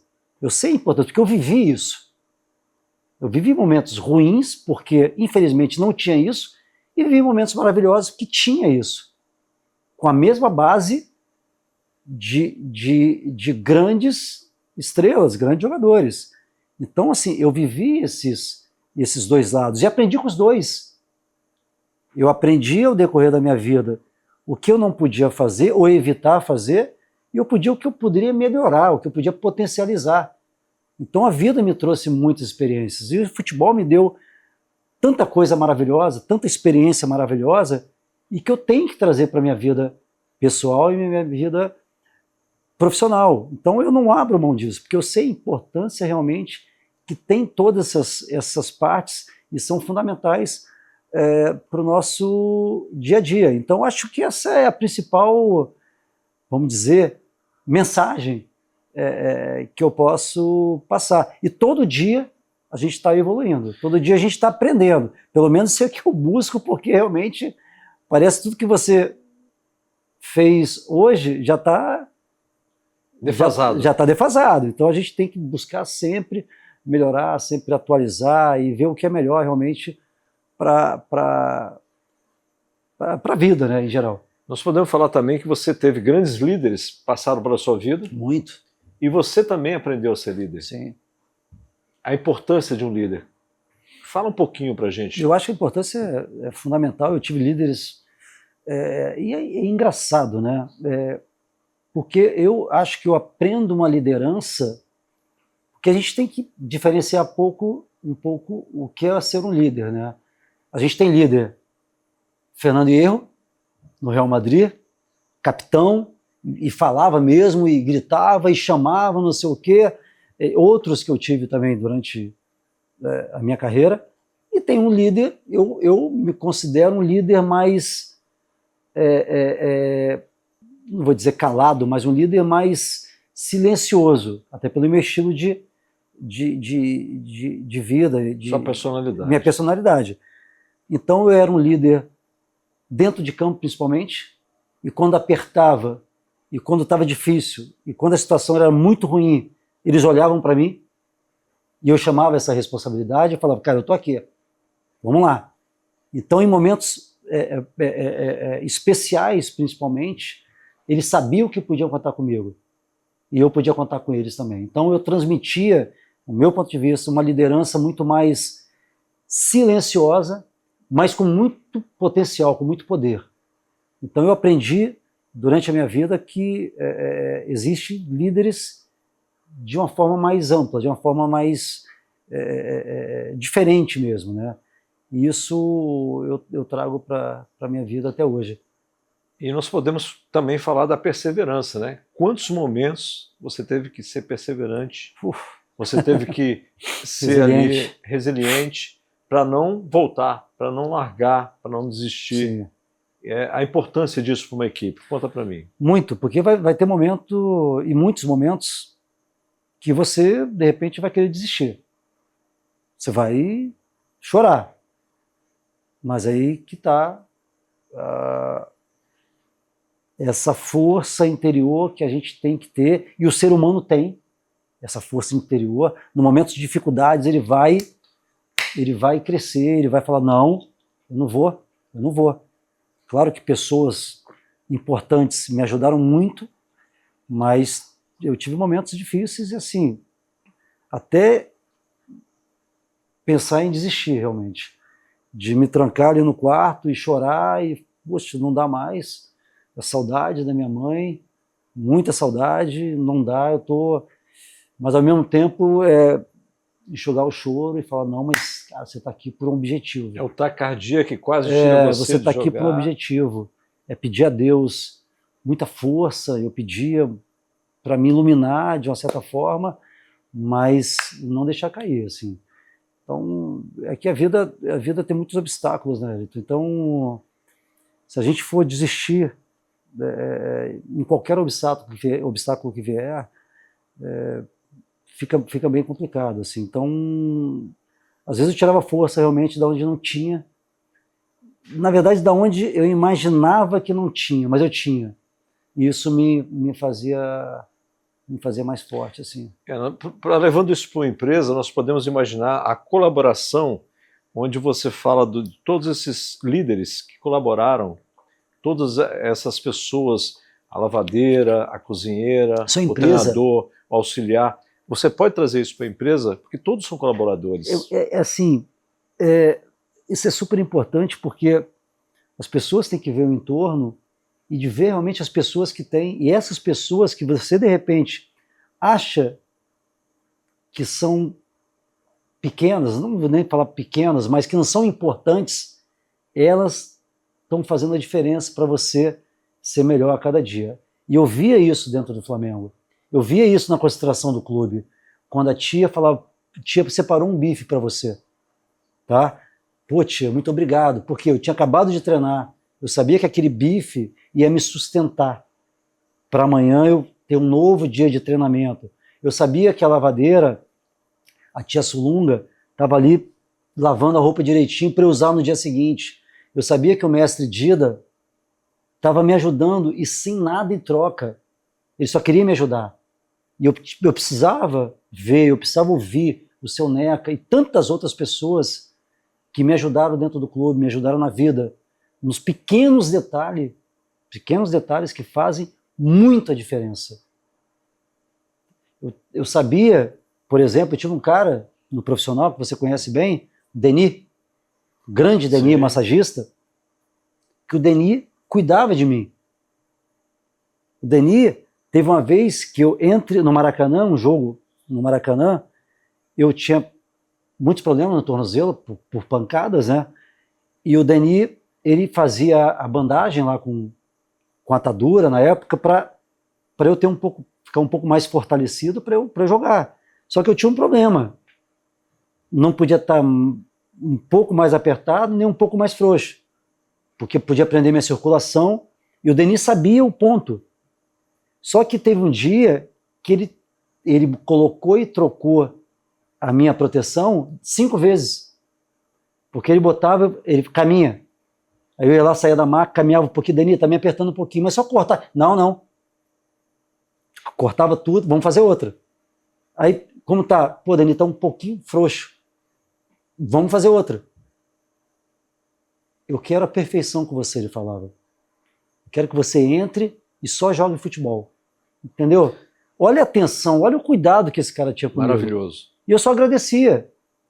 E o meu agradecimento era, primeiro, com o meu profissionalismo, com o meu comportamento e meu respeito com essas pessoas e, consequentemente, dentro de campo, porque tudo que eu fazia dentro de campo podia impactar essas pessoas também. Essa colaboração de todos criava o desenvolvimento. Exato. Da equipe. E eu estou falando de um massagista, olha a importância que um massagista tinha na minha carreira. Muito. Tinha no meu dia a dia, assim. Outras pessoas também. Então, eu estou dando exemplos aqui super importantes que a gente acha dentro de uma empresa que uma ou outra pessoa não são importantes ou é menos importante do que a outra, mas essas pessoas realmente fazem diferença. Todas são colaboradoras. Todas. E todas colaborando, a empresa tem um desenvolvimento. Todas. E chegando ao desenvolvimento, tem a excelência, que é o que a empresa quer, que são os resultados. São os resultados. Perfeito. Mas nós podemos falar de uma palavra também que eu adoro, chamada otimista. Né? Quantos momentos otimistas você também teve que ter na sua carreira, né? Na sua vida, e tem que ter até hoje, de falar assim, não, eu vou. Você acabou de falar, é você levantar a sua energia, ser otimista mesmo, né? É por aí, né? Tem isso também, né? Ah, tem. Assim, eu acho que o otimismo te traz energia, te traz vibração, te traz algo que você, às vezes, você acorda, né? E, pô, já aconteceu comigo. Nossa, imagina, lá em Zaragoza fazia muito frio, às vezes acordava com -5, 0 grau, chuva para treinar. Não é possível. Campo com neve. Campo com neve, aí você fala assim, mas não é? Preciso ser otimista. Preciso ser otimista. Vamos lá, vamos. Preciso acordar e ir para cima. Tem pessoas no meu entorno que precisam de mim. Assim também é na empresa, né, sabe? Exatamente. Nem todo dia os funcionários acordam predispostos a trabalhar da mesma forma que o dia anterior. Sim. Então nós temos que entender, essa palavra otimista, levar essa palavra para todos, porque ela traz o combustível que a gente precisa muitas vezes para estar com os olhos abertos e ser feliz, né? Então essa palavra eu acho importante também. Eu acho que vem junto também, porque te traz muita coisa. O otimismo te traz muita coisa, assim. Principalmente essa vibração, essa energia que às vezes falta e você se supera, assim. Eu ouvindo tudo da sua carreira agora, eu posso destacar a disciplina que você teve a vida toda, e tem. Ah, tem. E tem, tá? A resiliência, desculpa, eu vou voltar aqui depois. A resiliência que você teve em vários momentos que você precisou, né? A colaboração de tantos para que você chegasse e continue onde você está, o desenvolvimento que tudo isso construído trouxe para você, que são suas empresas, o seu trabalho, o que você almeja ainda, e a palavra otimista que nós acabamos de falar, que foi em vários pontos da sua vida ali importantíssima para você acordar, para você levantar, para você seguir.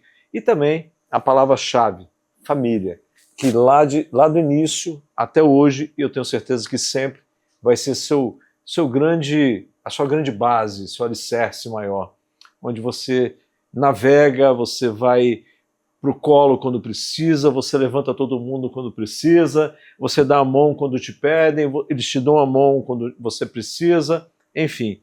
Eu acho que a família também numa empresa é de extrema importância, porque afinal de contas os funcionários, os gestores estão sempre como família. Exatamente. Passando um dia inteiro junto. A empresa é uma família, né? Exato.